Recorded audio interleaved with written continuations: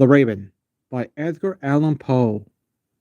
Once upon a midnight dreary, while I pondered, weak and weary, over many a quaint and curious volume of forgotten lore, while I nodded, nearly napping, there suddenly came a tapping, as of one gently rapping my chamber door. "'Tis a visitor," I muttered, tapping my chamber door, "only this and nothing more."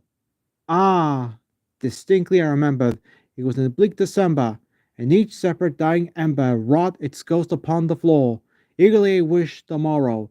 Vainly I had sought to borrow from my books surcease of sorrow, sorrow for the lost Lenore, for the rare radiant maiden whom the angels name Lenore, nameless here for evermore. And the silken, sad, uncertain rustling of each purple curtain thrilled me, filled me with fantastic terrors never felt before, so that now, to still the beating of my heart, I stood repeating, "'Tis a visitor, entreating entrance at my chamber door. Some late visitor entreating entrance at my chamber door.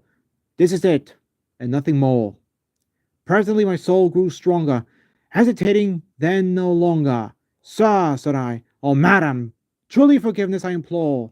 But the fact is I was napping, and so gently you came rapping, and so faintly you came tapping, tapping my chamber door, that I scarce was sure I heard you. There I opened wide the door, darkness there, and nothing more. Deep into the darkness peering, long I stood there wondering, fearing, doubting, dreaming darkness no mortal ever dared to dream before. But the silence was unbroken, and the stillness gave no token, and the only word there spoken was the whispered word, "Lenore?" This I whispered, and an echo murmured back the word, "Lenore!" Merely this, and nothing more. Back in the chamber turning, all my soul within me burning. Soon again I heard tapping somewhat louder than before. "Surely," said I, "surely that is something at my window lattice. Let me see then, what there it is, and this mystery explore. Let my heart be still a moment, and this mystery explore. 'Tis the wind and nothing more."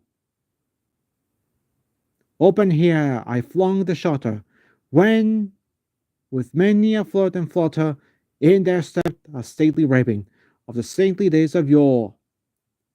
Not the least obeisance made he, not a minute stopped or stayed he, but with mien of lord the lady perched above my chamber door, perched upon a bust of Pallas just above my chamber door, perched and sat and nothing more. Then this evening bird beguiling my sad fancy to smiling, by the grave and stern decorum of the countenance it wore, "Though thy crest be shorn and shaven, thou," I said, "art sure no craven, ghastly grim and ancient raven, wandering from nightly shore. Tell me what thy lordly name is on the night's Plutonian shore." Quoth the raven, "Nevermore." Much I marveled this ungainly fowl to hear discourse so plainly, though its answer little meaning, little relevancy it bore. For we cannot help agreeing that no living human being ever yet was blessed with seeing bird above his chamber door, bird or beast upon the sculptured bust of his chamber door, with such name as Nevermore.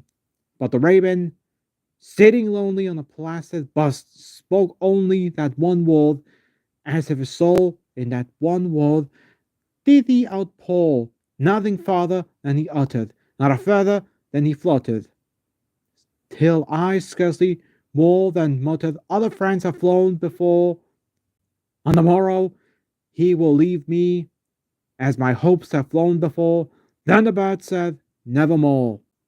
Startled at the stillness broken by reply so aptly spoken, "Doubtless," said I, "what it mutters is its only stock and store, cut from some unhappy master, whom unmerciful disaster followed fast and followed faster, till his songs one burden low, till the dirges of his hopes that melancholy burden bore, of never, nevermore." But the raven, still beguiling all my fancy into smiling, straight I wheeled a cushioned seat in front of bird and bust and door, Then upon the velvet sinking, I betook myself to liking, fancy unto fancy, thinking was ominous birth of yore, what this grim, ungainly, ghastly, gaunt, and ominous birth of yore, meant in croaking nevermore. This I sat engaged in guessing, not a syllable expressing, to the fowl whose fiery eyes now burned into my bosom's core. This and more I sat divining, with my head at ease reclining on the cushion's velvet lining, that the lamplight gloated o'er. For those velvet violet lining, with the lamplight gloating o'er, she shall press nevermore.